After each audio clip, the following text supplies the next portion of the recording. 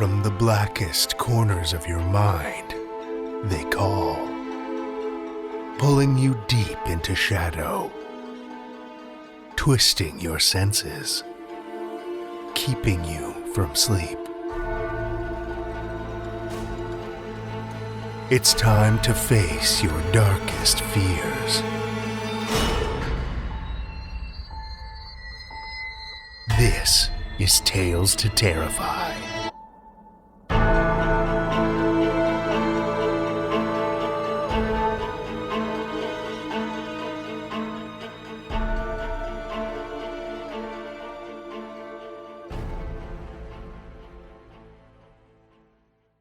Good evening, children of the night, and welcome.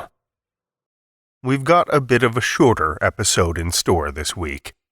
I've been a little under the weather for the last little while, which I refuse to believe has anything to do with the fact I had my 40th birthday earlier this week. As a result, though, we're gonna sit tight this evening, skip the sightseeing, and dive right into our fiction. First, though, is your weekly reminder about submissions. Let's keep the stories flowing. We've continued to have a fairly steady stream of horrors flowing into our submission system. But, call me greedy, we want more. TalesToTerrify.com/submissions. Submit your own fiction or spread the word and help us keep the tide of darkness rising. Speaking of spreading the word, a huge thank you to listeners Q2356 and Lem775 for the amazingly kind and thoughtful reviews you shared recently. Hearing that you not only enjoy what we do, but actually gain some inspiration from it really does warm our cold hearts and make this all so worthwhile. This week, we have 3 short tales for you.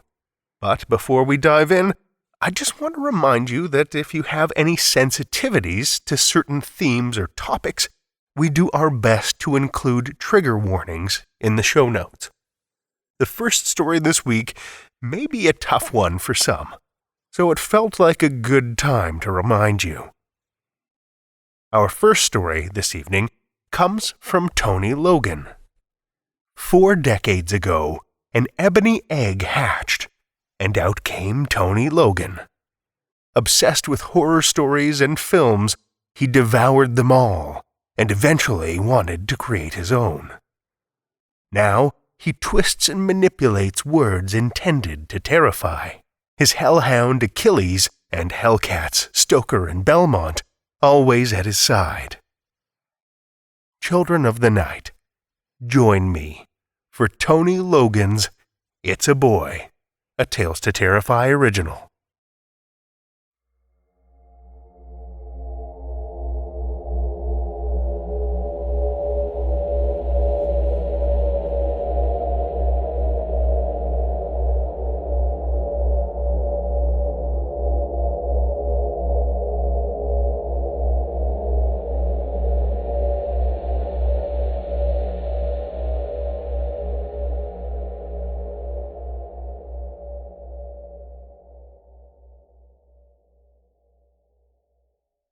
The heads crowning, Dr. Nazari wiped the sweat from his face.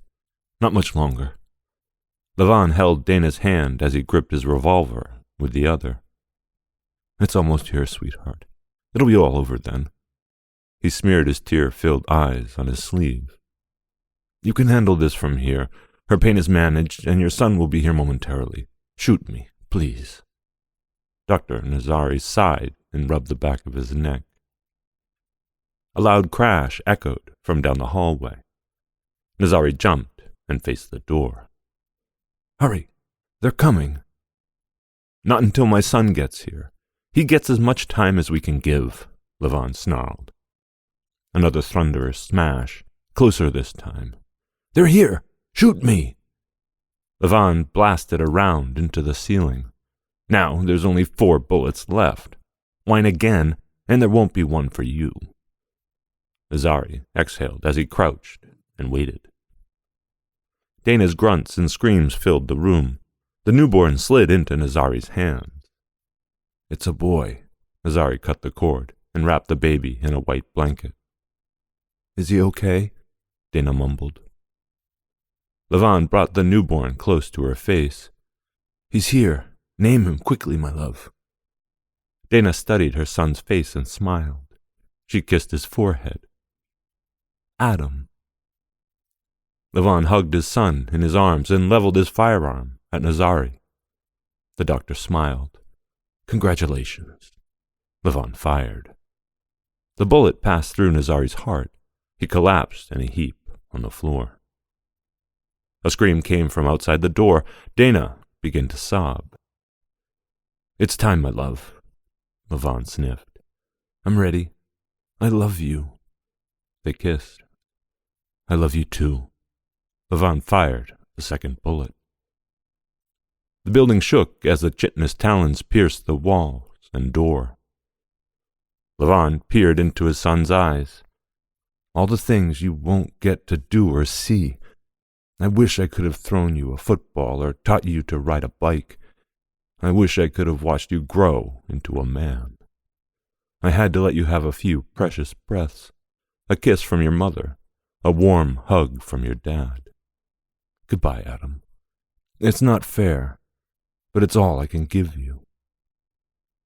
Levon fired the pistol into the bundle and placed the bloody towel on the table next to his wife. He fell to his knees and bawled. His body trembled. The front door buckled and cracked. "You're not getting us." Levon stood to his feet and waited. He wanted to stare these creatures in the eyes when he denied them his suffering. He wanted to see the swarming beasts that destroyed his whole country in less than a week, the horrors that ruined his family's future. The door frame tore away as the writhing bodies poured in. The creatures paused and glared at the bodies. Razor-tipped tentacles tore into Nazari's body. Layer by layer his flesh was absorbed. Skin first, then muscle, tendons, and cartilage. A pile of bones fell to the floor. "So little blood, you fuckers are efficient." Levon raised the gun to his head. "You're too late for us, though. I've denied you our misery." He pulled the trigger. A hollow clacking of the hammer striking the dud reverberated around the delivery room. Levon's smile faded. He screamed as the creatures flayed the flesh from his face.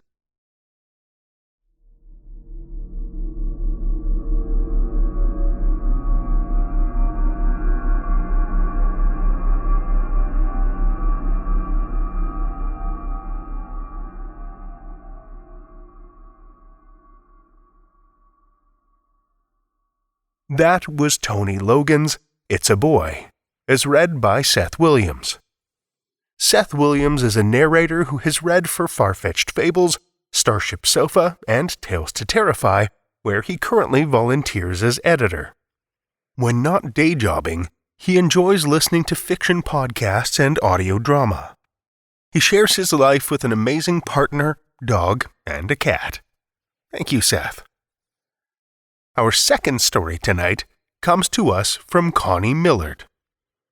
Connie Millard is a full-time working mom of 3 who once made it to the final callbacks for the reality television show Worst Cooks in America. After much practice and perseverance, she now spends her time writing stories, in between stirring risotto. Her work has appeared in, or is forthcoming, in Potato Soup Journal, Tales from the Moonlit Path, and Black Ink Fiction Drabble Anthology, among others. You can find her on Twitter at Connie Love Coffee. Listen with me, children of the night, to Connie Millard's Pen or Perish, a Tales to Terrify original.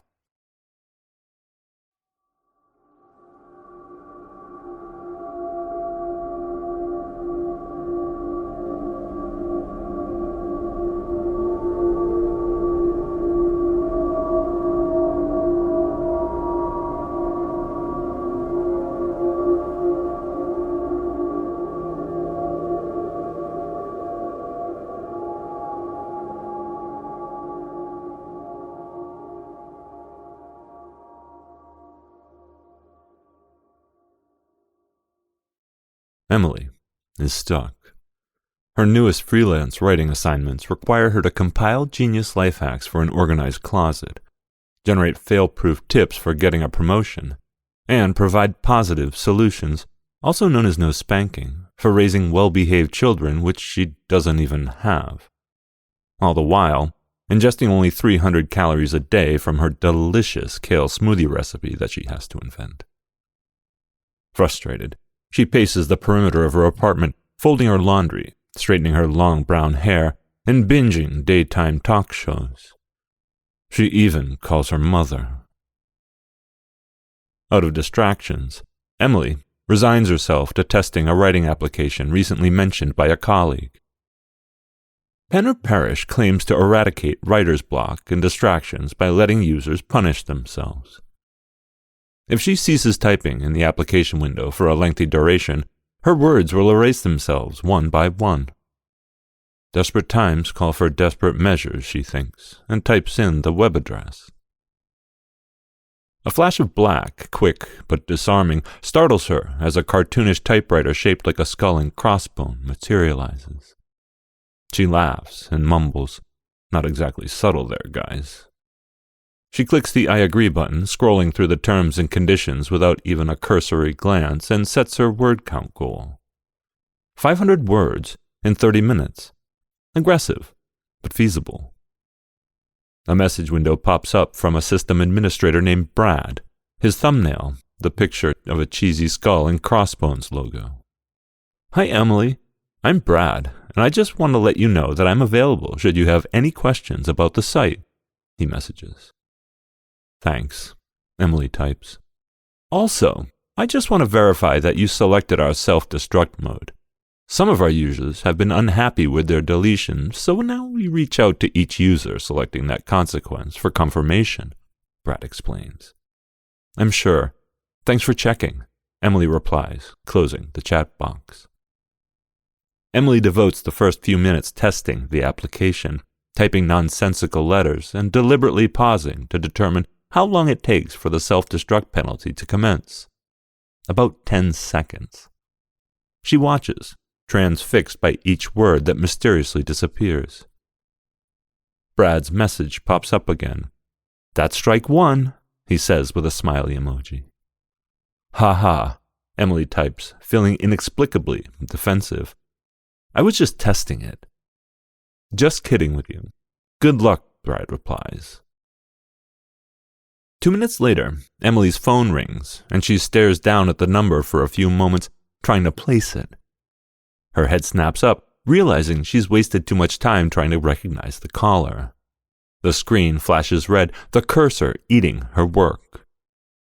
With a sigh of relief, she realizes only 3 words have disappeared. "Strike 2, Brad's message blinks again, with 2 irritating emojis this time. Emily ignores him and focuses, racing against herself to meet the deadline when a knock on her door startles her. Only 4 minutes remain on her timer, and she just hit the 400-word mark. She desperately searches for a pause button on the screen without success. Urgent, machine-gun-like tapping at the door rattles her, and she leaps up, snatching it open. No one's there. Angrily, she races back to the laptop just a second too late. Her screen blazes orange, and her words drip like blood smearing down the screen as she gapes, horrified. A loud knock booms again, but this time a voice right outside the door rasps, "Strike 3, Emily."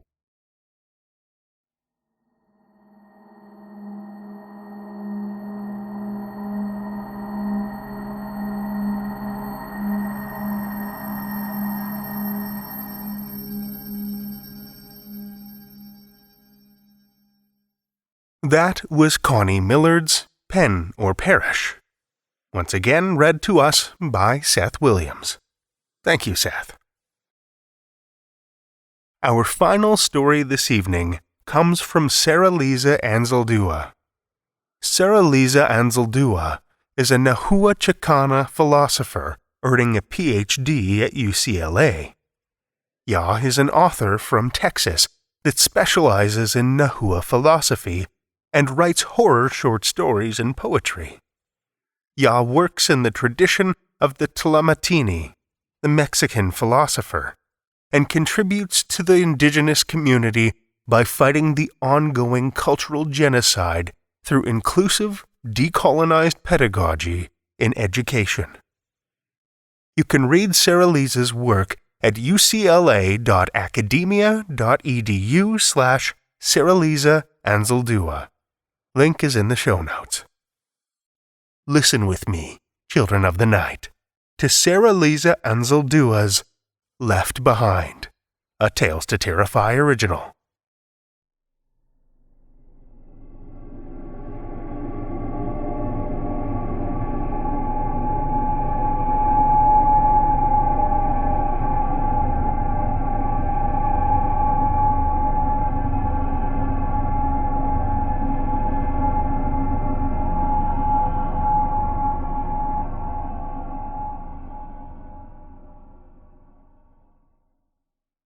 April 1986. I can't do this without you. Please come with me. I need you. I need all of you. You're all that's left. Estley cried while holding tightly to Cuicotl's arm. The daughter looked into puffy red eyes. Estley's young, smooth face showed worry lines. Not even 30, Estley's eyes and mouth had begun to crack with trauma and stress. Behind them was the house that was to be the last place any of the family ever stepped foot in. It was why Estley and Kamali had brought their children here. The house was 2 stories in bright yellow with white eaves. Big windows were framed by ornate lattices, and a wide porch hugged the whole structure. The house sat in a big lot with a small white wooden fence that encircled the property. Rose bushes dotted the green grass. The only shadow cast by the hot southern Texas sun was the open door, which was a yawning black maw. Cuicotl turned away from the house and looked back at Estley. The father, Kamali, stood beside Estley, and off to the side by the fence were Cuicotl's younger brothers, Otley and Patli. They radiated with excitement and seemed eager to move from their small apartment, perhaps because they were too young to understand what was going on. Cuicotl squeezed the baby in your arms closer, a tiny thing dressed in a purple onesie and swaddled in a light blue blanket. My baby was just born. If we go in that house, Joko will never grow up. Kamali put an arm around Estley. We can find someone to take care of the baby. Our granddaughter wouldn't be alone in the world. Then, when Joko grows up, the child can come back to us, back to the house where it is safe. I won't leave my baby, Cuicotl cried. But you would leave your mother? Cuicotl, it is just temporary until Joko grows up. Your daughter will be okay for a little while. This is about all of us, being together, safe. Who would we find? Where? Cuicotl whispered. Joko giggled and instinctively reached towards the mother with little fingers incapable of holding on to anything. Kamali wore no expression, and his voice was steady. We can make it work. We can find a way. Estley begged Cuicotl, Please, we've already lost one. I can't lose another. Cuicotl thought about Chikome, the eldest who was murdered 2 years ago. Tears fell from your face. It became hard to breathe. Joko began to whine and kick, but Cuicotl just squeezed the baby closer. November 1994. Coco is loco, Coco is loco, the other children chanted. Joko's head hung, and your fists were clenched. The adults were inside the small state school, where it was cool and away from the burning sun. For 1 hour each day, the students forced to live there were allowed to play outside. For 1 hour each day, Joko wanted to die. A favorite game was collecting the small pebbles that dotted the barren desert landscape and pelting Joko. 1 point for the torso, 2 for an arm or leg, 5 points for a finger or toe. The head was avoided to prevent adult interference. Though the pebbles were tiny, they still stung. As Joko bit your lip to fight through the tears and pain, the child stared hard at the ground. Ya watched as fire ants swarmed a small green lizard. It ran and rolled, but was overwhelmed by their numbers. Joko wiped the snot from Ya's nose and breathed hard while the ants tore the lizard to pieces. "That's not my name," Ya whispered to the ants. "Coco is loco." July 2000. Estley trimmed the orchid on the kitchen windowsill, a gift from Kamali 10 years ago. Its bright purple petals were still as fresh as the day of their anniversary.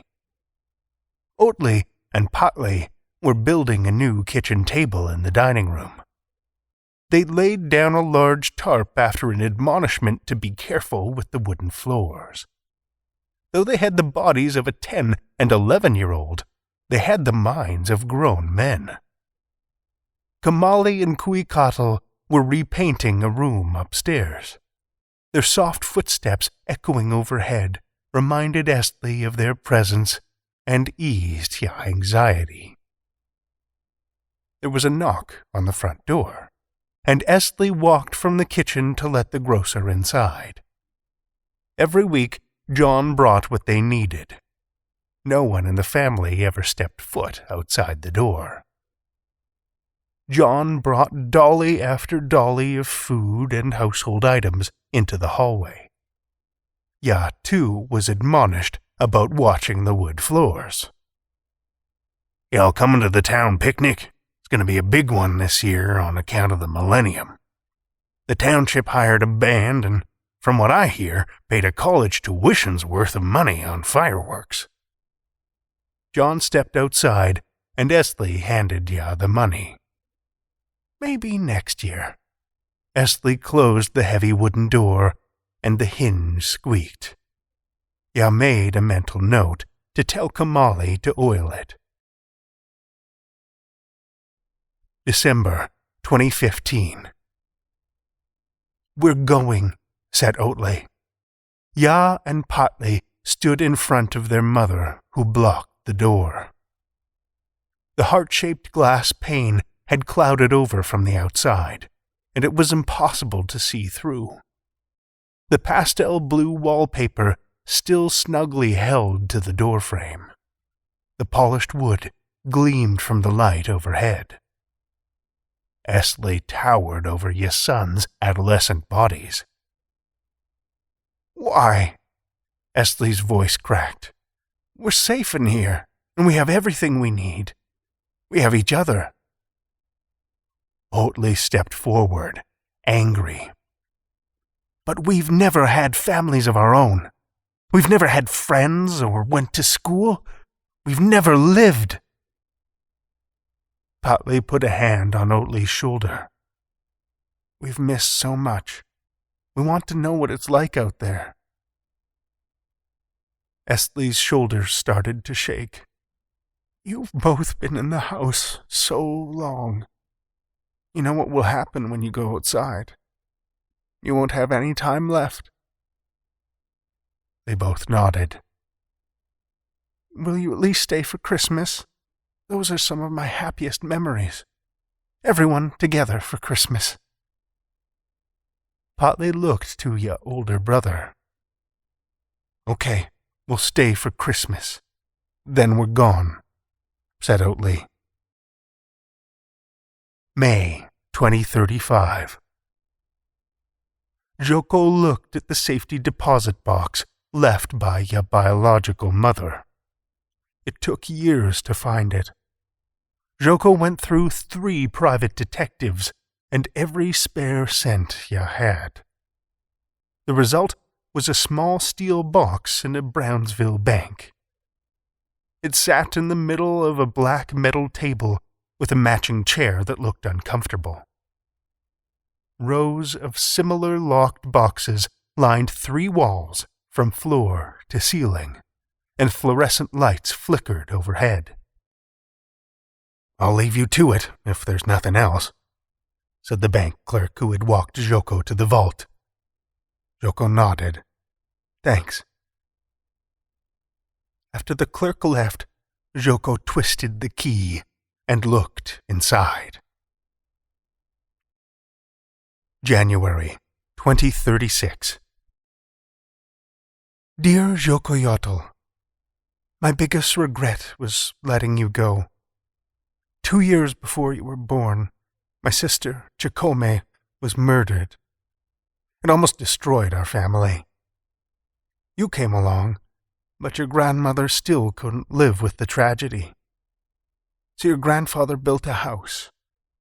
It's a special place where things never age, and time has no effect inside that house.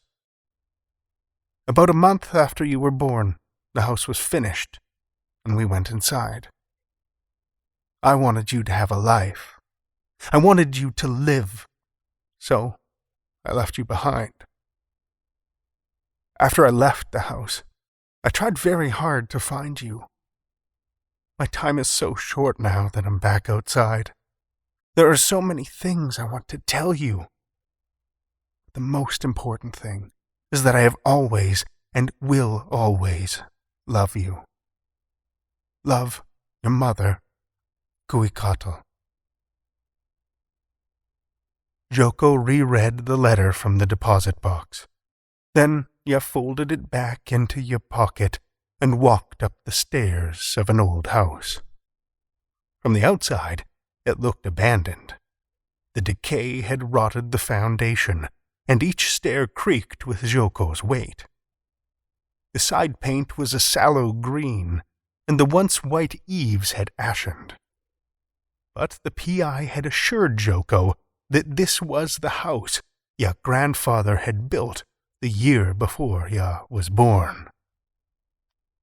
Joko knocked, but there was no answer. Ya turned the knob and pushed. The door heaved, and a blast of stuffy air rushed past. After Joko stopped coughing, ya stepped inside. Books, knickknacks, newspapers, and various oddities littered the floor, all neatly stacked and specially placed, but not leaving much room to move. Winding ya way, Joko came to the living room and almost missed the young woman sitting on the sofa amidst the horde. The woman had something in ya lap. "Hello?" Joko asked tentatively. The woman didn't look up. "You're finally here." Joko took a step closer. What happened to the others? A single tear rolled down the woman's cheek as Ya petted the cracked leather of a photo album. Gone. They left one by one. I finally got around to finishing the family photo album. You're in it. There's a picture from the day you were born. Joko approached and put a hand on the woman's shoulder. Ya looked down at the pictures. A man next to a girl on a bike. 4 children running through a sprinkler. A young couple kissing. A mother and daughter rolling tortillas. Grandma, it's time," said Yoko in a quiet voice. Estley clutched the photo album tighter and started to shake with sobs, but nodded. Wiping away the tears, Ya stood up. Yoko wrapped your arm around your grandmother as they began to walk slowly towards the door. Every step, Estley would pause to look at something or stroke it. A clay dish with a toddler handprint, an old t-shirt neatly folded, an orchid that would never die. When they reached the threshold, Yoko opened the door. Estley cringed, clinging to your granddaughter. Without either saying a word, they moved forward into the open air.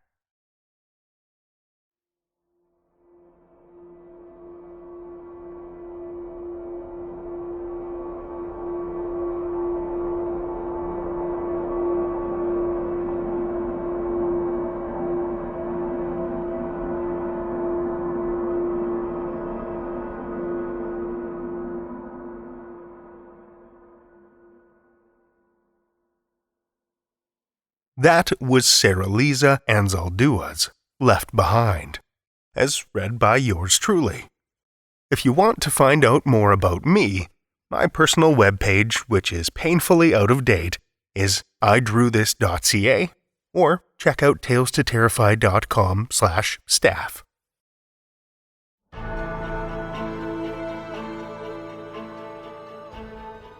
Well, children of the night, the hour is late, and we've run out of tales to tell.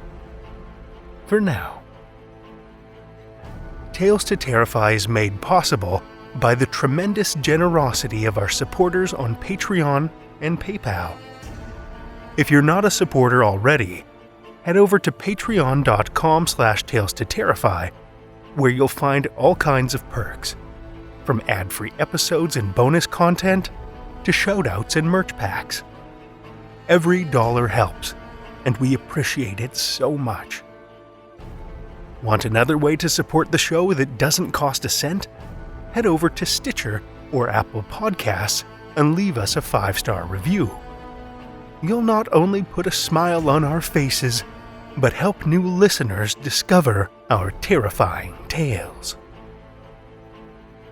You can share your love of the show out in the world, too, with some Tales to Terrify merch. talestoterrify.com/merch will shoot you over to our TeePublic store, where we've got a great collection of creepy, custom, and curated designs that's always growing, so check back often. Tales to Terrify is produced by Seth Williams, Pete Morcellino, Meredith Morgenstern, Julia Zellman, Brian Rollins, and myself, Drew Sebesteny, with original theme by Nebulous Entertainment. Tales to Terrify is distributed under a Creative Commons Attribution, Non-Commercial, No Derivatives license. Join us again next week as we dredge up dark memories with more Tales to Terrify.